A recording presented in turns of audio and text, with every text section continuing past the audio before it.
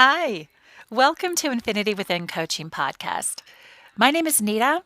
I am an accredited coach and your host of this podcast where we work on and dedicate time specifically to building the connection within you, to unlearning survival mechanisms and replacing those with a healthy sense of self and the abilities and tools and skills and self belief to honor you in the journey of your life.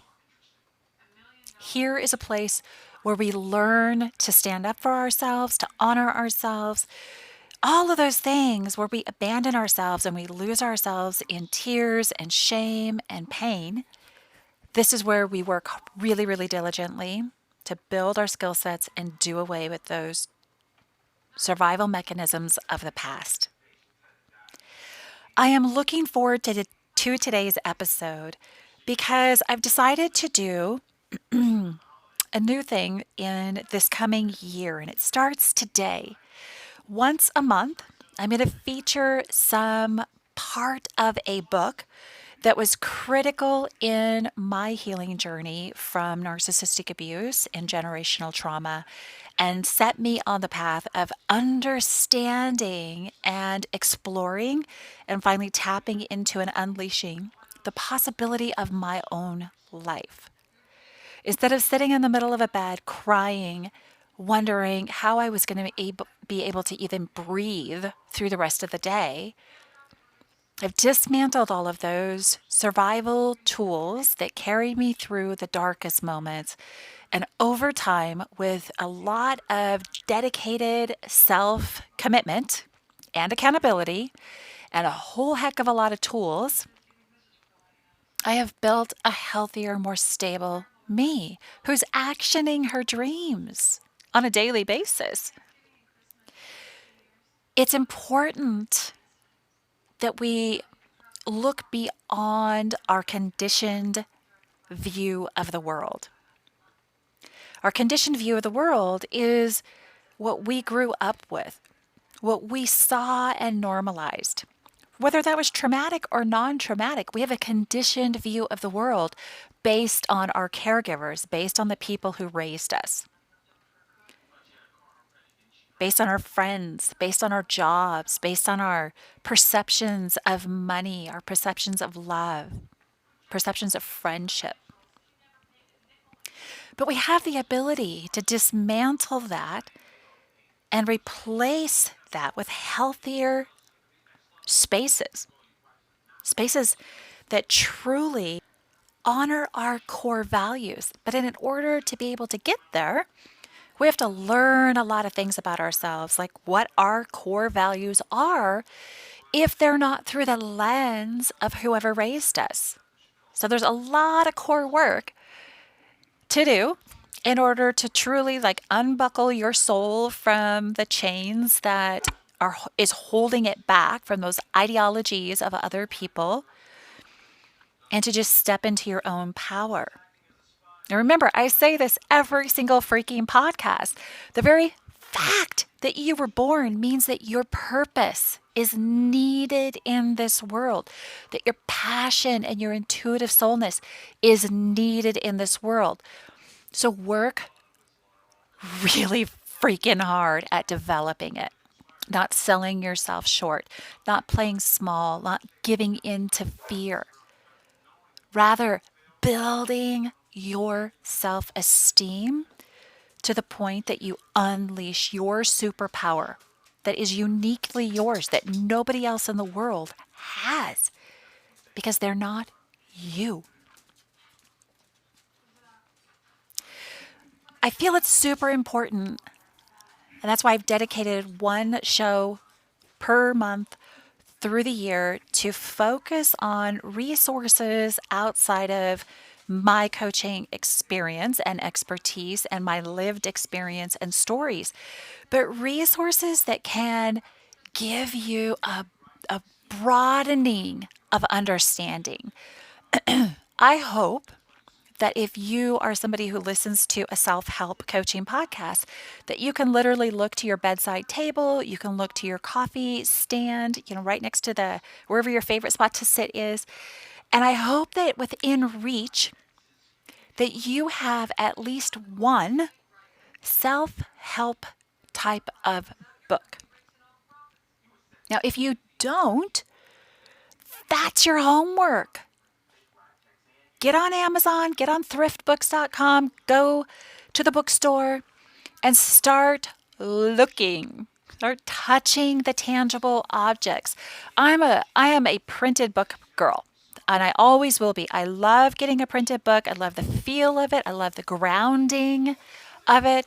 For those of you that have been with me for a while, you can scroll back and be reminded about grounding techniques in an earlier podcast, or visit me on the social media or web and take a look at those grounding techniques, because it is really important that we connect to the physical world and get out of our brain, out of our survival, trauma, overactive, hypervigilant self, and into reality. And a real book really will pull you into reality. It has texture, it has smell, it has, crease, edges, and pages, and just so much beauty to it. The other thing that I love about a real book, before I get into the actual book I'm going to share with you guys, is don't be afraid to pick up a set of markers, highlighters, multiple colors, pens, pencils, whatever, and take inspirational, take really powerful notes. Don't be afraid to underline in your book. These are a part of your healing journey. These are a part of the vision of a new and possible life for you. Don't be afraid to use them as such. Now, if you've checked it out of the library, I recommend not doing that. However, most books can be found secondhand. So if you find one in the bookstore and it's out of your budget, it doesn't mean that that book isn't the one that you're meant to have. It just means you might need to look at thriftbooks.com or another secondhand retailer and order it. Order it. So get out of your comfort zone. Go look at a self-help book if you don't have one literally within your fingertips. Okay? If you're driving and you're like, I have one at home next to the bed, that's okay. But I think you get my idea. It's really, really important that we expand what we know, because remember, what we know hasn't been working. So we need to learn some things that can help us succeed and help us break down the barriers. Okay? The book that I have chosen to share with you is probably one of the first truly powerful and truly moving self-help books that came my way when I first started realizing that I was in generational trauma and I needed to change the course of my life, because my life was unsafe. My children's lives were unsafe. Everybody's life in our house, quite honestly, was unsafe. I needed help. I happened to be at the chiropractic office because I had, how trauma can manifest in lots of different ways. Even if it's psychological, emotional, or mental, it can manifest in physical conditions in your body. And I actually was having some muscle locking in my neck and shoulder and arm. Ended up at the chiropractor. He sent me to his massage therapist. This conversation with the massage therapist brought about this book into my life. And I was forever grateful to this woman whose name I don't even remember, but I can see her. I can picture her today. And this is years later. She described to me, because she got to asking me like what was going on, what was happening. And I just told her the basics of what was happening with my body. There was no reason. There was no impact. There was no injury. There was no accident. It was just literally this stress, this psychological trauma and stress was just making me seize up. And she said, I think this book would be so good for you, because it talks about when we withhold our truths, what happens to our body? When we don't speak our truths, our body reacts.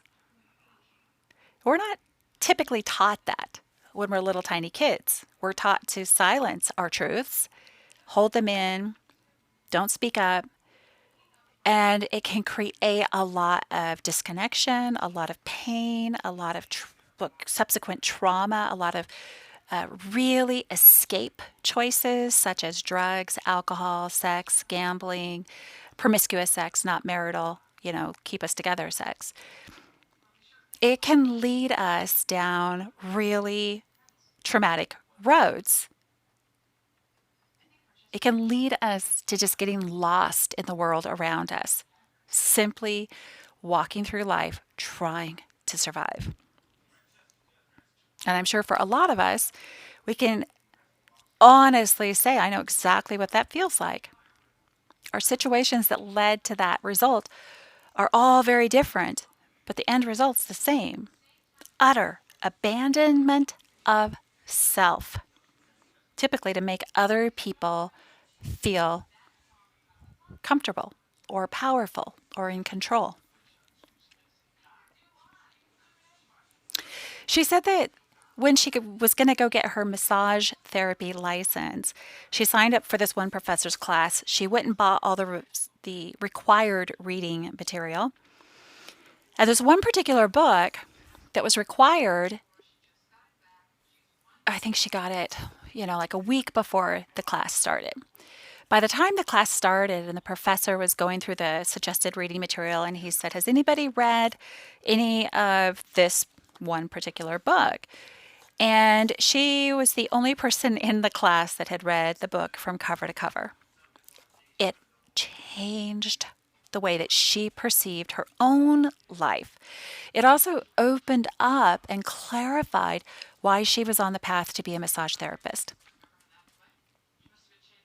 Because it allowed her to understand how much help she could bring to people.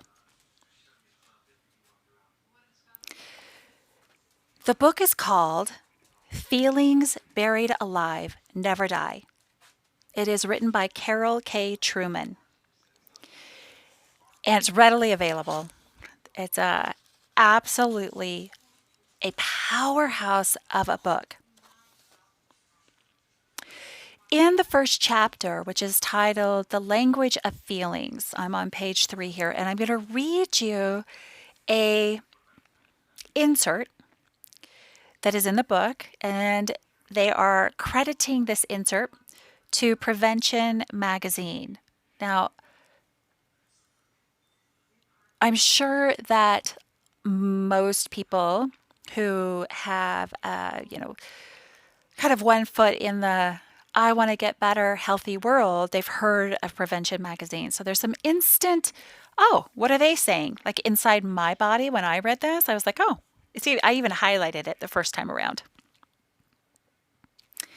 It says, according to Prevention Magazine, it is estimated that 90% of all physical problems have psychological roots.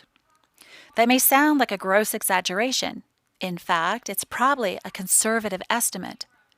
A growing body of evidence indicates that virtually every ill can befall the body, from acne to arthritis, headaches to heart disease, cold sores to cancer, is influenced, for better or worse, by our emotions. This is directly quoted from the Complete Guide to Your Emotions and Your Health, page 563, by Emerka Pattis and the editors of Prevention Magazine. Isn't that just the most powerful statement to be quoted at the beginning of a book, because it automatically grabs your attention? Personally, as somebody with GERD, not a medical, sexy medical problem, but one that I know is directly related to a lifetime of silencing my thoughts, silencing my innermost hurts, right? Because what happens when you stay quiet, when you need to be speaking up, you get an upset stomach.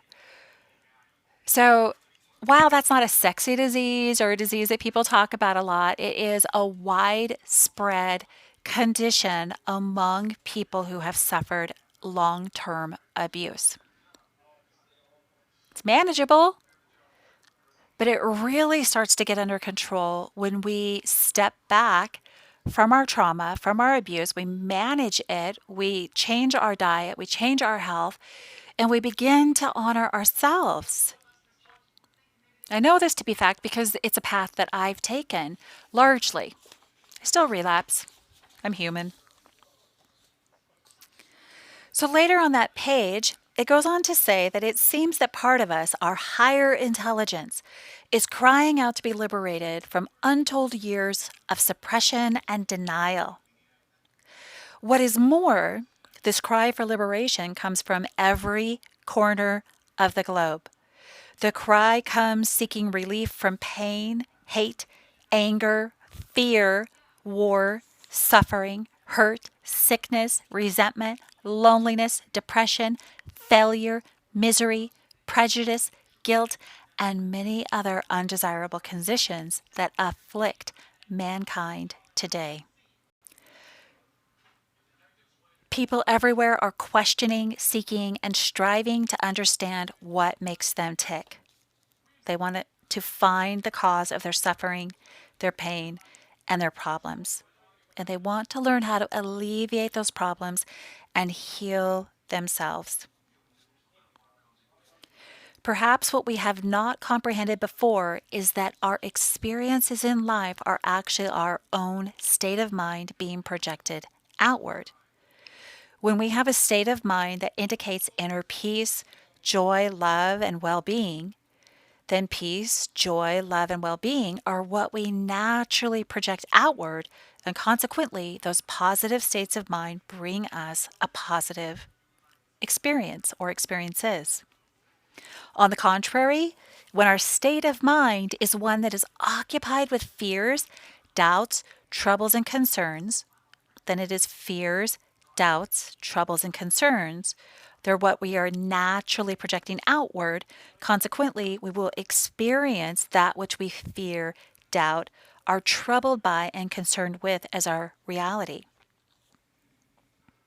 So, to put it another way, whatever we choose to focus our attention on will automatically multiply in our lives.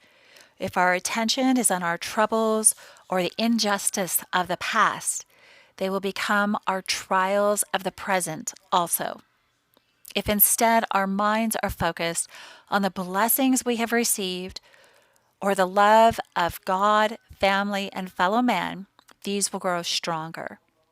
This specific quote is from Bring Forth Your Light by Frederick W. Babel. It goes on to say in the same chapter, in our younger years, many of us were taught to shut off or close down the emotional faucet of our being. We were programmed to deny feelings, to bury them. If our feelings were hurt or we didn't like something the way it was, we were taught to forget it, ignore it. It doesn't matter. Don't think about it or be quiet and it might go away. Well, guess what? Those feelings didn't go away. Denying them didn't make them disappear. Those feelings were repressed, suppressed, stuffed, or buried. However, that doesn't mean they went away. On the contrary, they registered somewhere inside us. And the less than desirable circumstances we may find ourselves in today in any aspect of our life are the manifestation of those so-called buried feelings. Powerful, right? I'm going to read you a little bit more and then we will do a quick discussion on it before I set you off into the world with your homework. But in the same opening chapter, keep in mind, this is the opening chapter only. Groundbreaking for many of us who were trained to obey, conditioned to be available to other people's whims and fancies. Putting it nicely, right? If you're on the receiving end of abuse of any kind, whims and fancies is a very nice way to saying abuse.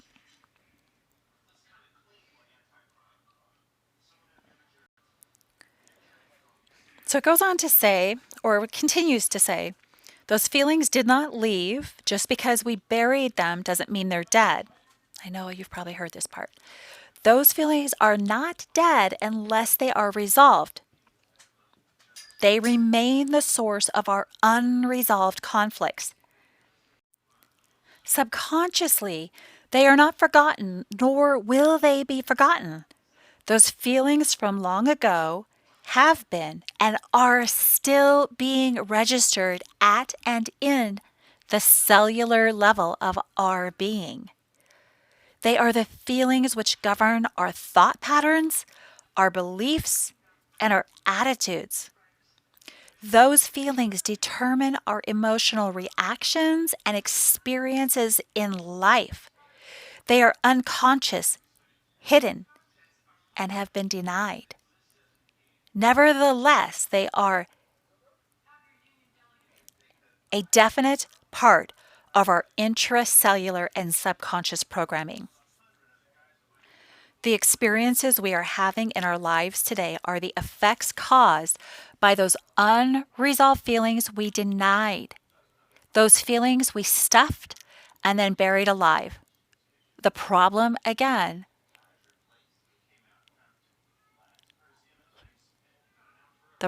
is, once again, those feelings did not die.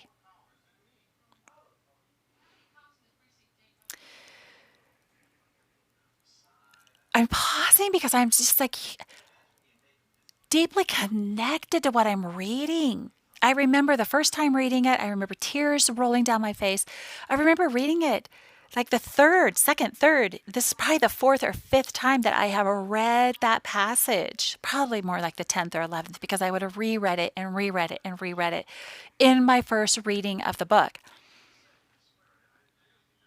But it makes so much sense. We're not meant to be born to turn our light off. That is going to kill our soulfulness. It goes contrary to the very fact that we are a sentient being, here to contribute, here to put our light into the world. So all that trauma, all that abuse, all that disconnect, that had nothing to do with you. It had everything to do with the fearful and angry and hurt people all around you, making you conform to their fear and anger and hurt. Again, that's on them. But this is your time to unlearn that attachment between them and you and grab on to how to create the healthiest, most powerful you that you've never even known yet. But deep, deep, deep in your intuition, there is a little tiny light that says that is possible. And I know it to be true. I'm going to conclude on this book, and then we'll talk a little bit. I'm going to conclude with this. Same chapter,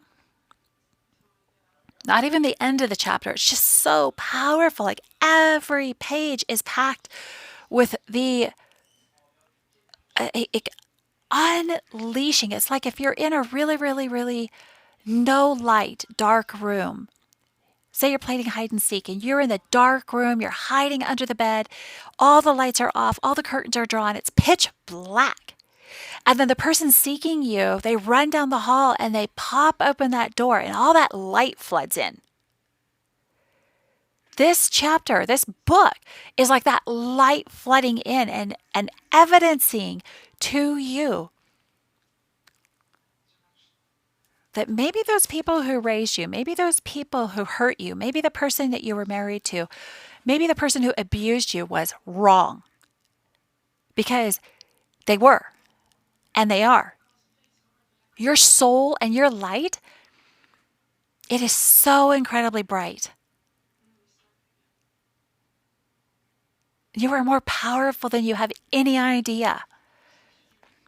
I'm so excited for you to experience that light flooding in, the door to your soul just bursting open, even if it's just for a split second. And maybe you shut it back up real quick because it's really scary. I've been there. I've been there. I get it. But you can keep allowing that door to open and that light to flood in and the truth to flood into your soul and teach you to look at situations differently. So the book continues to say, the purpose of this book is to share with you how to return to, or perhaps attain for the first time in your life, the forgiveness, peace, love, joy, success, happiness, and tranquility you are desiring and seeking. The principles contained in this book will aid you in refocusing your life and eliminating negative feelings, beliefs, or states of mind you are or have been harboring, protecting, and nurturing. In turn, this will allow you a much more fulfilling, self-validating, positive day-to-day existence than you may have previously experienced and enjoyed.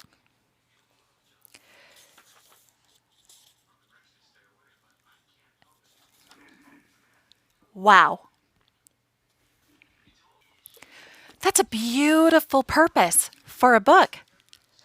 And I can promise you this, if this is the book that you choose on your homework and you get that book and you do nothing more than flippantly, randomly read pages, right?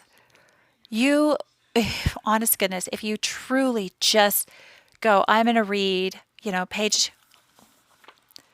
93, and you give yourself a couple paragraphs on page 93, I bet you're going to want to read the whole chapter because it's powerful. Once we start getting validation in the reality that our trauma was lies, was hurt, was anger, was fear, we can begin to allow the light in. And when we surround ourselves with a multitude of people through various means, such as this coaching podcast, such as this book by Carol K. Trueman, Feelings Buried Alive Never Die, and the thousands upon thousands of other self-help / coaching books that are on the market, or coaching voices, or your therapist, right? I truly believe in therapists. I do. And if you have a bad therapist, move on. Get a better one, because there are better ones. You got to be diligent. Anyway, the more that you surround yourself and challenge the principles that have held you tied to, and as it says in the book, nurturing all of the hurt, nurturing all of the things that your intuition is telling you that's fucking wrong, is really, really wrong, that people treat me that way, that somebody thinks that it's okay to say these things to me or hit me or gaslight me. That's their problem. That is not your problem anymore. And the more resources that you put around you to strip away the normalization of all of these bits of evil, the quicker that you will heal, the faster that you will learn to put boundaries around you, that you will begin weeding the garden of your life and getting rid of the people who no longer belong. And for the people who are left and remain, that you will deepen the development of healthy, truly engaging relationships with them. Because the people who stay, they want to see your soul shine.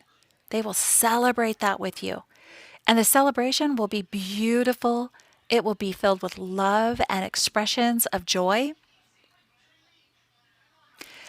There will come a day when you will experience such a safe, respectful love that it will terrify you because it feels so unnatural. And that is a beautiful day. I can't wait for you to have that day.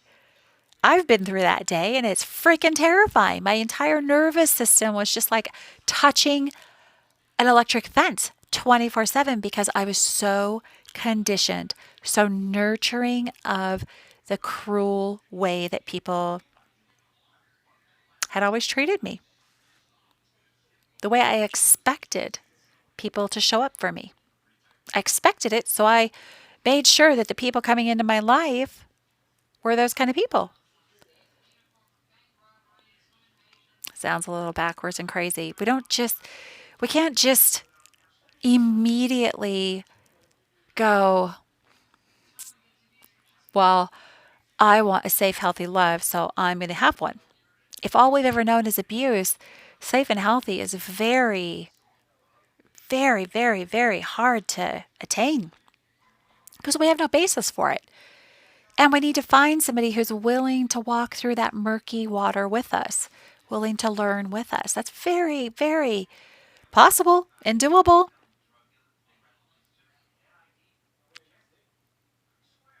But it's very,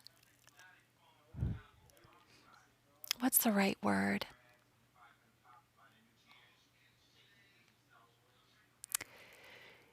We have to have a team of support around us when we're ready to change that level. Imagine that you're driving in your car. Here's a good visualization for you. Woo-hoo-hoo, I'm excited about this one. Imagine you're driving in your car, and instead of getting on the interstate, they're all going 70 miles an hour, you get on the interstate going the opposite direction. So you are going 70 miles an hour against oncoming traffic going 70 miles per hour.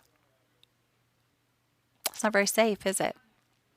It's going to take every skill you have to survive that drive, to get off at the next exit and turn it around. And if you get hurt on that drive, you're going to need a team of experts around you to help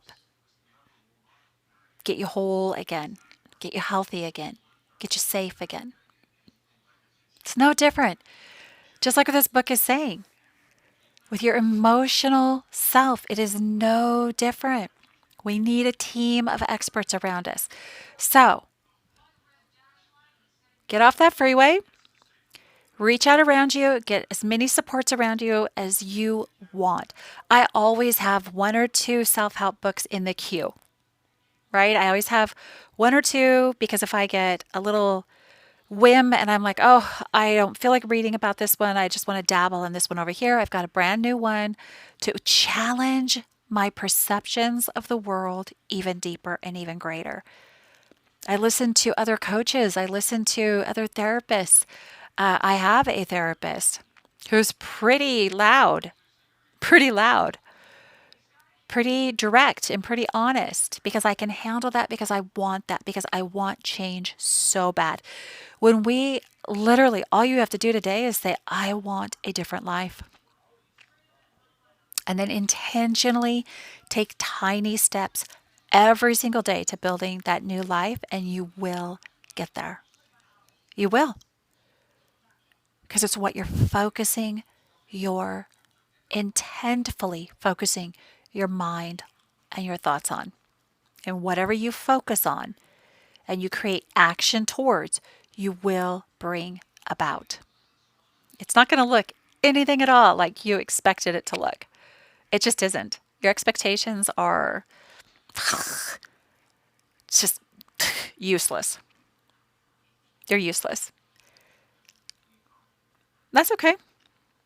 Just keep going. Keep doing the work. I think that you're doing fucking amazing, and I'm incredibly proud of you. And you have no idea how powerful you are yet. What a beautiful journey to be on. One where you'll cry tears of joy instead of tears of what just happened. How did that just happen? How do I get out of here? I can't move forward because I'm paralyzed with fear. I've been there. I was there for a few years. But when we do move forward and we never stop moving forward, we can take on any uncertainty because we realize our inner strength and courage. It just bursts through us without us even thinking. We're doing the impossible before we ever even realize that it's impossible anymore. You are capable of that. You are capable of that. That's why you were born. I don't doubt it for a moment.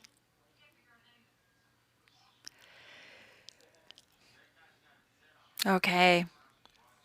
I'm going to send every single one of you out to get your self-help book or books. Remember, you can get them at discount stores and save yourself some money because I think that's a fabulous idea. Again, printed books. Don't be afraid to use your highlighter, your underliner. Don't be afraid to put post-it notes throughout it or just write right in it. Put your name in it, put a date in it. Second time you read it, put a date in it. Maybe put your top, I learned this. I always like that. I have journals that go along with books. Don't be afraid to challenge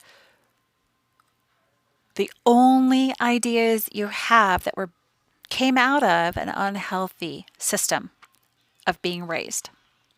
Don't be afraid to challenge that. You can look around you in any direction and you can see people living healthy and safely. You can do that too.